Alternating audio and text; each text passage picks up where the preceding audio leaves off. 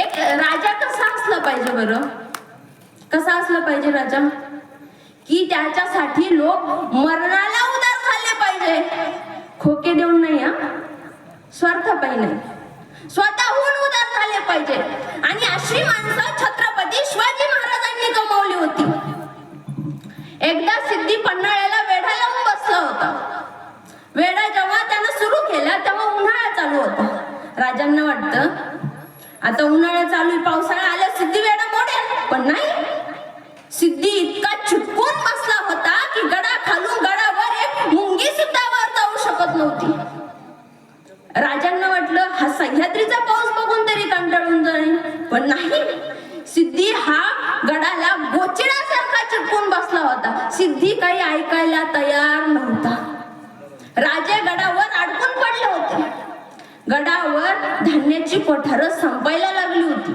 राजांना काळजी वाटू लागली आणि राजांच्या मनात एक कल्पना सुचली. राजांच्या मनात एक युक्ती सुचली आणि राजांना सिद्धीला पत्र पाठवायला सुरुवात केली.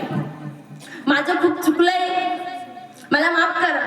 मी जिंकलेली सर्व गड किल्ले तुमच्या स्वाधीन द्यायला तयार आहे. माझ्याकडे जेवढा खजिना सापडणार तेवढा तुम्ही घेऊन टाका. मी औरंगजेब खान साहेबांना खुदा मानून त्यांची इमानीद्वारे सेवा करायला तयार आहे. आणि पगळला ना सिद्धी.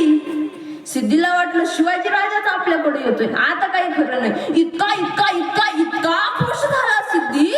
सिद्धीला आकाश ठेवणं झालं. सिद्धीला वाटलं जे अफजल खानाला नाही जमलं ते मला जमलं, जे शाहिस्ते खानाला नाही जमलं ते मला जमलं. इतका खुश झाला सिद्धी. सिद्धीचे हशम सुद्धा पावसात उभा राहायला कंटाळले होते. आणि ही बातमी पोहोचतात तर ते आनंदाने नाचू लागले. आणि राजांनी मात्र याच संधीचा फायदा घेतला. राजांनी एक योजना आखली. गडावर खलबत झाली, चर्चा सत्र झाली, वेळ ठरवण्यात आली, माणसे ठरवण्यात आली आणि मोहीम फत्ते करण्यासाठी सगळी मायवळे तयार झाले. योजना अशी होती की छत्रपती शिवाजी महाराज सिद्धीला भेटण्यासाठी गडाखाली जाणार. छत्रपती शिवाजी महाराज सिद्धीला भेटण्यासाठी गडाखाली जाणार, पण गडाखाली महाराजांच्या 2 पालख्या जाणार. जर 2 पालख्या गडाखाली जाणार तर 2 छत्रपती शिवाजी महाराज गडाखाली जाणार. एक तर स्वतः छत्रपती शिवाजी महाराज आणि मग दुसरं कोण?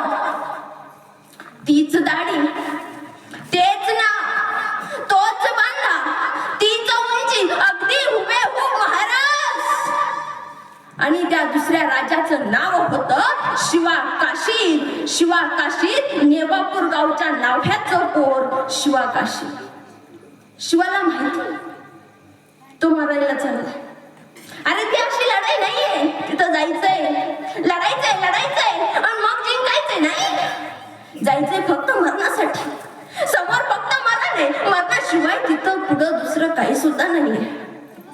तरी शिवा मरायला चाललाय. का चाललाय मरायला? शिवाला माहिती तो मरायला चाललाय, तरीही शिवा खुश आहे. गडावर सगळी तयारी झाली. शिवाला महाराजांचा अंगरखा घालण्यात आला. शिवाला महाराजांचा जिरेटोप घालण्यात आला. शिवाच्या कमरेला महाराजांची तलवार देण्यात आली. आणि मात्र आता कवड्याची माळ घालताना महाराजांना श्वानावर होता. शिवा, अरे शिवा, माझ्या जागेवर मरायला चाललास तू. आणि शिवाला घट्ट मिठी मारतात आणि राजांचे अश्रू त्या शिवाच्या पाठीवर पडतात. शिवा, अरे तिथं फक्त मरण आहे शिवा. शिवा तिथं दुसरं काही नाहीये. तू मरायला चालला शिवा. शिवा हसतोय शिवा. राजा म्हणतात अरे शिवा, तू मरायला चाललास तरी हसतोय. शिवा म्हणतो राजा मी खूप भाग्यवान आहे. राजा मी मागच्या जन्मी नक्कीच काहीतरी पुण्य केलं असेल. राजा मी जन्माला जरी शिवा काशीद म्हणून आलो असलो ना, तरी मरताना मात्र या अखंड महाराष्ट्राचा छत्रपती शिवाजी राजा म्हणून मरणार आहे. म्हणून मी खूप खुश आहे राजा. गडावर सगळी तयारी झालेली आहे आणि गडावर पालख्याही तयार झाल्या. राजांना खाली नेण्यासाठी. आणि मावळ्यांनी आणि राजांना आई भवानीचं दर्शन घेतलं. सगळं सज्ज आहे, सगळं, फक्त शिवा मारायला चाललाय तिथे. शिवाला माहिती तरी तो खुश आहे. शिवानं राजाला शेवटचा मुजरा केला. राजा, राजा, मुजरा घ्या राजा. राजा, तुम्ही काही बी काळजी करू नका राजा माझी. राजा, मी त्या सिद्ध्यालाच काय, सिद्ध्याच्या बापाला बी ओळखणार नाही राजा. राजा, तुम्ही माझी काही बी काळजी करू नका, तुम्ही स्वतःची काळजी घ्या राजा. आणि 2 पालख्या आता खाली यायला निघाल्या. छत्रपती शिवाजी महाराजांची पालखी चालली आहे. अंधारातून, खचखळग्यातून, दगडातून, दर्यातून, पुढे पुढे अंधारात, तशीच चिखलात, तशीच चालली आहे पुढं विशाळगडाकडे. आणि दुसऱ्या शिवाजी महाराजांची म्हणजे शिवा काशीची पालखी आली आहे गडाखाली सिद्धीला भेटण्यासाठी. शिवा काशीत पालखीतून खाली उतरले. जसं जसं शिवा त्या शामियान्याकडे जात होता ना, तसं तसं शिवाचं मरण शिवाच्या जवळ येत होतं. सिद्धी खूप खुश आहे. सिद्धीचा शामियाना इतका सजवलाय, हिऱ्यांनी मोत्यांनी सजवलाय नुसतं शामियाना. सिद्धी म्हणतो, आई आहे राजे, आई आहे, शिवाजी राजे आई आहे. आणि आता मात्र 2 संशयी डोळे शिवावर खिळले. सिद्धी म्हणतो, बैठिये राजे, बैठिये, पधारीची. आणि ते 2 संशयी डोळे कोण होते तर ते 2 संशयी डोळे होते फाजल खानाचे. आणि फाजल खानाला आता राहावेच. फाजल खान म्हणतो, हे शिवाजी नाहीये, हे शिवाजी नाहीये. आणि त्या क्षणी चहू बाजूने तलवारी निघाल्या, त्या मेहनतीने बाहेर पडल्या. नंगी तलवार चकाकली, रक्ताची चिळकांडी उडाली, सप सप सप असे वार झाले. आणि सिद्धी विचारता झाला, अरे कोण हो तू? शिवा सांगतोय, मी छत्रपती शिवाजी राजा हूं. सिद्धी विचारतोय, अरे कोण हो तू? शिवा सांगतोय, मी छत्रपती शिवाजी राजा हूं. सिद्धी एकदा विचारतोय, दोनदा विचारतोय, तीनदा विचारतोय. सिद्धी एकदा, दोनदा, तीनदा तोच सांगतोय, मी छत्रपती शिवाजी राजा ही हूं. फाजल खान म्हणतो, ये शिवाजी हो ही नहीं सकता, नहीं हो सकता ये शिवाजी. सिद्धी म्हणतो, तुम इतने यकीन के साथ कैसे कह सकते हो ये शिवाजी हो नहीं सकता. तेव्हा फाजल खान म्हणतो, मैंने देखा है शिवाजी को, मैंने देखा है शिवाजी को, शिवा के आंख के ऊपर तलवार का निशान है. मी बघितलंय शिवाजी राजांना. आता फाजल खानने कुठं बघितलं असतं शिवाजी राजांना? फाजल खान अफजल खानाचा मुलगा आहे. आणि अफजल खानाच्या वधावेळी प्रतापगडाच्या पायथ्याशी फाजल खाननं शिवाजी महाराजांना बघितलेलं असतं. आणि त्यावेळी कृष्णाजी भास्कर कुलकर्णी नावाच्या ब्राह्मणानं राजांच्या डोळ्याच्या वरती तलवारीनं वार केलेला असतो. आणि हे फाजलने बघितलेलं असतं.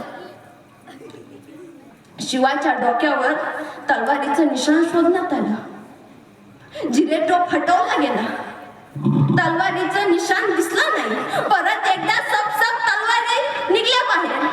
नंगी तलवार चकाकली, रक्ताची चिळकांडी उडाली. शिवा रक्ताच्या थारोळ्यात खाली पडलाय. आणि सिद्धी विचारतोय, अरे कोण हो तू? शिवा सांगतोय, मैं छत्रपती शिवाजी राजा ही हूं. सिद्धी परत विचारतोय, मरने से आखिरी बार मैं तुझे पूछ रहा हूं कौन हो तुम. आणि शिवा सांगतोय, अरे मैं शिवा काशीदाय. मी जन्माला जरी शिवा काशीद म्हणून आलो असलो ना, तरी मरताना मात्र या महाराष्ट्राचा छत्रपती शिवाजी राजा म्हणून मरतोय. आणि त्या क्षणी शिवाच्या अंगाचे तुकडे तुकडे करून टाकण्यात आले. आणि या स्वराज्यातला मानाचा मोहरा तिथे गळून पडला. राजे विशाळगडावरती गेल्याच्या नंतर काही दिवसांनी शिवाच्या घरी पत्र पाठवतात की मी जातीनं तिथं येतोय. आता महाराजांना शिवाच्या घरी जायचंय. शिवा तर हा या स्वराज्यासाठी गेलाय. अरे राजांनी असं काय दिलं होतं शिवाला की शिवा मरायला उदार झालाय? काय दिलं होतं? कारण शिवाचे आयडॉल छत्रपती शिवाजी महाराज होते. जगायचंही राजासाठी, लढायचंही राजासाठी आणि मरायचं सुद्धा राजासाठी. म्हणून शिवा मरणाला उदार झालाय. आपल्यातून करण्यासारखी नाही ही गोष्ट, ते वेगळं होतं. आणि राजांनी पत्र पाठवलं आणि पत्र पाठवल्याच्या नंतर राजा त्या गावामध्ये आले, शिवाच्या गावात आले. ज्या गल्लीत शिवाचं घर आहे त्या गल्लीत राजा आले. शिवाची आई खूप खुश आहे. शिवाच्या आईला वाटतं स्वप्न सत्यात उतरलंय, स्वप्नात आल्यासारखं झालंय. राजा आपल्या घरी येतात, काही साधी सोधी गोष्ट नाहीये, राजा येतात घरी. राजा, शिवाची आई खूप खुश आहे. राजाचं औक्षण करते दारात आल्याच्या नंतर. अगं आई, मी कुठलाही पराक्रम गाजून नाही का आलो आई, तू माझं औक्षण करू नको आई. आई, मी तुझ्या पोराची मेलेल्याची बातमी द्यायला तुला इथं आलो आई. आई, माझं औक्षण करू नको ग तू. पण राजाच्या तोंडातून एक शब्द सुद्धा फुटत नव्हता. शिवाची आई म्हणते, राजा येणार आहे, बसणार आहे राजा. आणि राजांना बसायला भोंगडी टाकते. अगं आई, माझं एवढं तू आदर-तिथ्य करू नको आई. आणि शिवाची आई तिच्या सुनेला सांगते, अगं ये, म्हणजे शिवाच्या बायकोला राजाला तोंड गोड करण्यासाठी गुळ आणि पाणी घेऊन ये. शिवाची बायको लगबगीनं जाते आणि गुळ आणि पाणी राजांच्या पुढ्यात आणून ठेवते. अगं आई, मी तुझ्या पोराची मेलेची कडू बातमी द्यायला तुला इथं आलोय आणि तू माझं तोंड गोड करतेस आई. अगं आई, तुझा शिवा या जगामध्ये नाही आई, तरी तू माझं एवढं हे करतेस, गोड कौतुक करते आई. पण राजाच्या तोंडून एकही शब्द बाहेर फुटत नव्हता. शिवाची आई राजांना म्हणते, राजा तुला एक विचारू का? राजा म्हणतात, हो आई विचार ना. त्यावेळेस शिवाची आई म्हणते, राजा तू पन्हाळगडावरून आलास, एवढ्या याच्यातून आलास, तिथं जिजाऊ माँसाहेब तुझी नजर बघत बसले असतील, तुझी वाट बघत बसले असतील तिथं, आणि तू तिकडं जायच्या ऐवजी तू माझ्याकडे आलास राजा. त्यावेळेस राजा म्हणतात, आई तू ही माझी आईच ना. आणि राजा सांगतात, आई आपला शिवा या जगामध्ये नाही आई. आई आपला शिवा या स्वराज्याच्या मातीसाठी खर्ची पडलाय. आणि शिवाची आई म्हणते, राजा तुला काय वाटलं, मी काही येडी होय, मला माहिती नाही. राजा म्हणतात, आई तुला माहिती आहे? कसं काय माहिती तुला? मी तर आता जिथं आलोय, मी जिथं आलोय आता, तर तुला ती बातमी तुला कोणी सांगितली आई? आई जर तुला एवढं माहित होतं तू माझं एवढं आदर तिथे का केलंस आई? आई कसं केलंस? त्यावेळेस शिवाची आई म्हणते, राजा माझा लोक जर जित्ता असता, माझा शिवा जर जित्ता असता नसता का आला तुझ्यासोबत घोड्यावर बसून. आणि शिवाची आई धाय मोकळून रडायला लागते. खूप रडते शिवाची आई, बायकोही रडते शिवाची.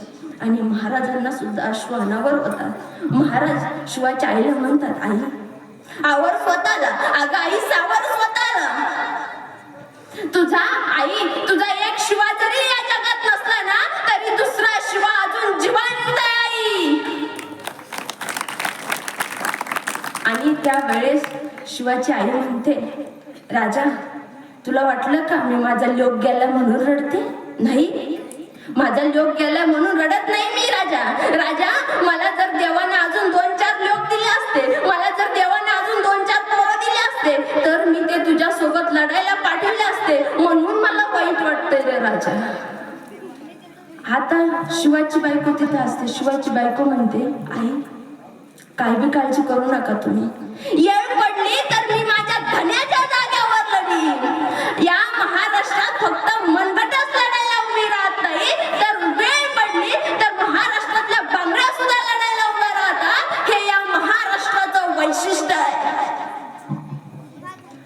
छत्रपती शिवाजी महाराजांनी काय कमवलं, तर छत्रपती शिवाजी महाराजांनी अशी ही हिऱ्यापेक्षा सुद्धा मौल्यवान असणारी माणसं छत्रपती शिवाजी महाराजांनी कमवली आहे. एकदा महाराज कर्नाटक मध्ये गेले असताना, तिथं असताना मावळ्यांना वाटतं ते कर्नाटक मध्ये ना एक बेलवाडी नावाचं गाव आहे.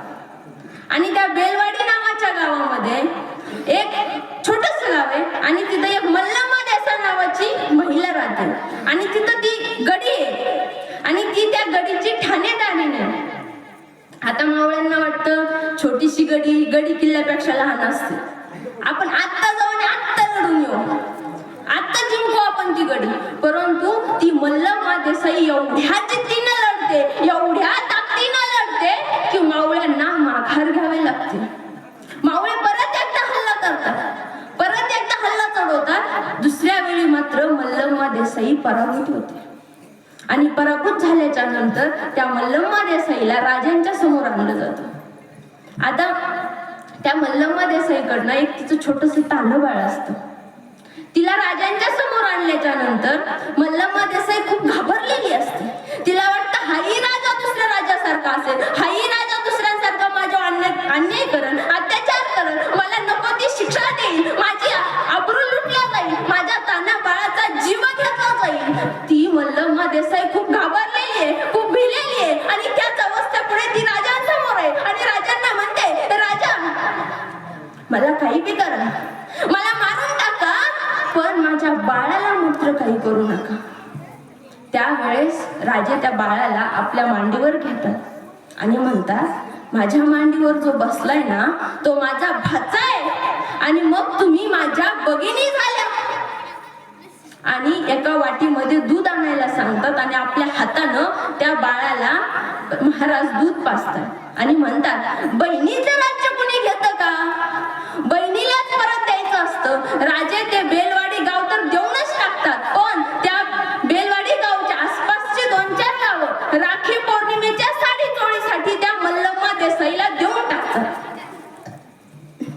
आता त्या मल्लम्मा देसाईला वाटतं, हा राजा खूप महान आहे, हा राजा खूप चांगला आहे. ती मल्लम्मा देसाई तिच्या गावाकडे गेल्याच्या नंतर, बेलवाडीत गेल्याच्या नंतर एक महाराजांचं दगडी शिल्प तयार करून घेते. त्या बेलवाडी गावात एक हनुमानाचं मंदिर आहे आणि त्या हनुमानाच्या मंदिरामध्ये ते शिल्प ठेवलं जातं. हे महाराजांचं हयात असतानाचं, जिवंत असतानाचं पहिलं स्मारक आहे.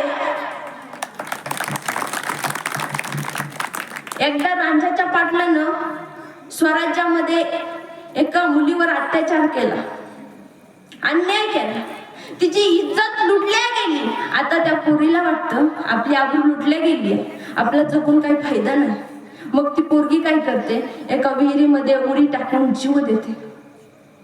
आणि जेव्हा ही बातमी राजांना कळते तेव्हा राजे तिथं येतात आणि त्या रांझाच्या पाटलाचे दोन्ही पाय गुडघ्यापासून आणि दोन्ही हात कोपरापासून कापून टाकतात. आणि जिजाऊंकडे गेल्याच्या नंतर जिजाऊ त्यांना म्हणतात, शुभा, त्या पाटलाचा गुन्हा किती मोठा आहे, त्या पाटलाचा अपराध किती मोठा आहे आणि तुम्ही त्याचे फक्त हातपाय तोडले, त्याला तुम्ही मारायला हवं होतं. त्यावेळेस राजे आऊसाहेबांना म्हणतात, आऊसाहेब, मी जर त्या रांझाच्या पाटलाला मारलं असतं तर तो रांझाचा पाटील तिथं संपला असता, अजून कोणीतरी उठला असता, अजून माझ्या स्वराज्यातल्या माई माऊलीवर अत्याचार केला असता, अन्याय केला असता. पण आता जर कोणी माझ्या स्वराज्यातल्या माया माऊलींकडे नजर वाकडी करून बघण्याचा प्रयत्न जरी केला ना तरी त्याच्या लक्षात आलं पाहिजे त्याचा रांझाचा पाटील केला जाईल. म्हणून रांझाच्या पाटलाला हातपाय तोडून चौकात बसवलाय. पोरीनो, तुम्हाला सांगतो, तुमच्याकडे ना कुणी नजर वाकडी करून नाही बघितलं पाहिजे, अजिबात नाही. कुणी तुम्हाला वाईट दृष्टिकोनातून हात लावला नाही पाहिजे. आणि जरी एखाद्या बावळटानं लावलाच तुम्ही ऐक आऊच असलं नाही करायचं. अरे ज्याने तुम्हाला हात लावला ना त्याला त्याचा बापाच आठवला पाहिजे, कारण तलवारीपेक्षा तीक्ष्ण या नजरेची धार आहे, तलवारीपेक्षा तीक्ष्ण या नजरेची धार आहे. महाराष्ट्राची वाघीण तू, भवानीचा तू वार आहे. अरे भगव्याची रक्षिणी तू, अरे भगव्याची रक्षिणी तू, स्वराज्याची तू मेघ आहे. दुबळी समजू नको स्वतःला, तू जिजाऊंची लेख आहे, तू जिजाऊंची लेख आहे. या जगात असा एकही राजा झाला नाही, असा एकमेव राजा झाला फक्त की त्याच्या दरबारामध्ये एकही नृत्यांगना नाचली नाही आणि ते म्हणजे छत्रपती शिवाजी महाराज आहेत. जिजाऊ माँसाहेबांनी सांगितलं, या स्वराज्यातली प्रत्येक स्त्री आई आणि बहिणीप्रमाणे आहे. आणि राजांनी सांगितलं, या स्वराज्यातली प्रत्येक माय माऊली ही आदराने आणि सन्मानाने जगली पाहिजे. परंतु आज त्याच महाराष्ट्रातले आम्ही स्वतःला शिवरायांचे मावळे म्हणून घेणारे तरुण शिवजयंतीच्या शिवपूर्वावर डॉल्बी डीजे लावायला चालू केलं. आणि त्याच्यावर गाणी लावली. शिला जवान झाली, पिंकी पैसेवाली झाली, मुन्नी बदनाम झाली आणि आमच्या चिंचतीची लपतर आम्ही आमच्या वेशीवर टांगायला सुरुवात केली. एक कवी मित्र एका ठिकाणी म्हणतो, वाईट वाटतं राजा या जगात जगावं लागतं. वाईट वाटतं राजा या जगात जगावं लागतं. आपलीच आबरू झाकण्यासाठी आपल्याच आबरूची लपतरा मागावं लागतं. राजा आया बहिणी कुणीच राहिलं नाही तिथं नाती. राजा आया बहिणी कुणीच राहिलं नाही तिथं नाती. शासन करणाऱ्या तलवारीची गंजून गेल्यात पाती. आपलं ते पोरग आणि दुसऱ्याचं ते काढतं म्हणावं लागतं. वाईट वाटतं राजा या जगात जगावं लागतं. वाईट वाटतं राजा या जगात जगावं लागतं.